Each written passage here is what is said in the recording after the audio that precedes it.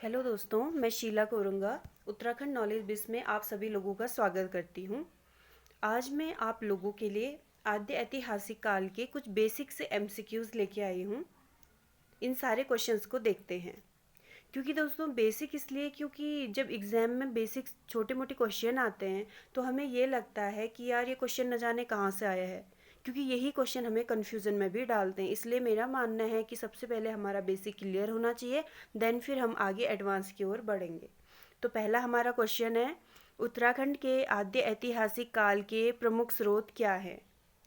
तो इसका प्रमुख स्रोत है पौराणिक ग्रंथ, यानी कि ग्रंथ ही एकमात्र ऐसा माध्यम है जिसे हमें आद्य ऐतिहासिक काल को जानने का मौका मिलता है। दूसरा क्वेश्चन है, उत्तराखंड का प्रथम उल्लेख कौन से ग्रंथ से मिलता है। तो ऋग्वेद से मिलता है।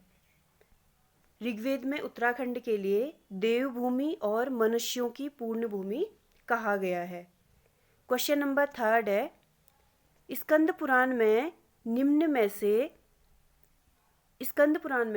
में से कौन से हिमालय खंडों की चर्चा की गई है। तो आपको मैं ये बता दूं कि स्कंद पुराण में 5 हिमालय खंडों की चर्चा की गई है, जिनमें से एक है जम्मू कश्मीर, नेपाल, जालंधर, केदारखंड, मानसखंड। ठीक है, और ये हमारे लिए अच्छी बात है कि केदारखंड और मानसखंड हमारे उत्तराखंड के लिए प्रयुक्त शब्द है। तो दोस्तों इसमें जो ऑप्शन फोर्थ दिया है उपरोक्त सभी, ये हमारा आंसर होगा। अब देखते हैं क्वेश्चन नंबर फोर्थ, केदारखंड व मानसखंड को कौन सा पर्वत विभाजित करता है। तो दोस्तों केदारखंड व मानसखंड को कौन सा पर्वत विभाजित करता है। तो दोस्तों कौन सा पर्वत विभाजित करता है, वो पर्वत है नंदा देवी पर्वत। नंदा देवी पर्वत जो कि चमोली में है। और क्वेश्चन नंबर फिफ्थ है, बौद्ध साहित्य में उत्तराखंड के लिए किस शब्द का प्रयोग किया गया है। तो दोस्तों बौद्ध साहित्य में उत्तराखंड के लिए हिमवंत शब्द का प्रयोग किया गया है। और कालसी अभिलेख कौन से नदी के तट पर स्थित है। क्वेश्चन नंबर सिक्स्थ है, कालसी अभिलेख कौन से नदी के तट पर स्थित है। तो दोस्तों आपको मैं बता दूं कि कालसी अभिलेख यमुना की सहायक अमलावा नदी के बाएं तट पर स्थित है, यानी कि हमारा आंसर होगा अमलावा। ठीक, और क्वेश्चन नंबर सेवंथ देखते हैं, कालसी अभिलेख की खोज फॉरेस्ट ने कब की थी।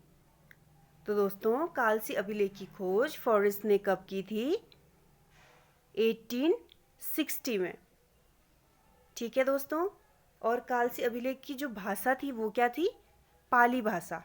ठीक है, अब क्वेश्चन नंबर 8 देखते हैं, कुमाऊं के लिए प्राकृत में कौन सा शब्द प्रयुक्त किया गया है। तो कुमाऊं के लिए प्राकृत में कुमु शब्द प्रयुक्त किया गया है। ठीक है, कुमु।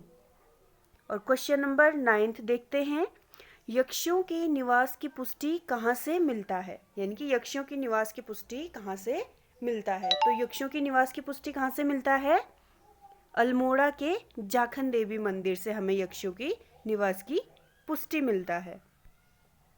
क्वेश्चन नंबर 10वां है 10th, उत्तराखंड के लिए उत्तर कुरु शब्द का प्रयोग कौन से ग्रंथ में किया गया है।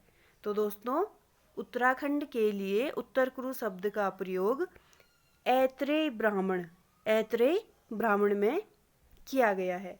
आप लोग ये जानते हैं ऐत्रेय ब्राह्मण में उत्तर कुरु शब्द का प्रयोग किया गया है। बौद्ध ग्रंथ में हिमवंत शब्द का प्रयोग किया गया है। स्कंद पुराण में 5 खंडों के बारे में बताया गया है, हिमालय खंडों के बारे में, जिसमें हमारे उत्तराखंड के लिए केदारखंड व मानसखंड का प्रयोग किया गया है। और ऋग्वेद में सर्वप्रथम उत्तराखंड की चर्चा की गई है, और इसमें देवभूमि एवं मनुष्यों की पूर्ण भूमि नाम से उल्लेखित किया गया है। तो दोस्तों ये कुछ सिंपल से एमसीक्यूज थे आद्य ऐतिहासिक काल के, जो आप सभी लोग पढ़ चुके हैं, देख चुके हैं, और आप सभी लोगों ने इन पे प्रैक्टिस करनी है। क्योंकि दोस्तों सिंपल से क्वेश्चन को अगर हम प्रैक्टिस करेंगे, हमारा बेस अगर क्लियर होगा, तब हम एडवांस की ओर बढ़ पाएंगे।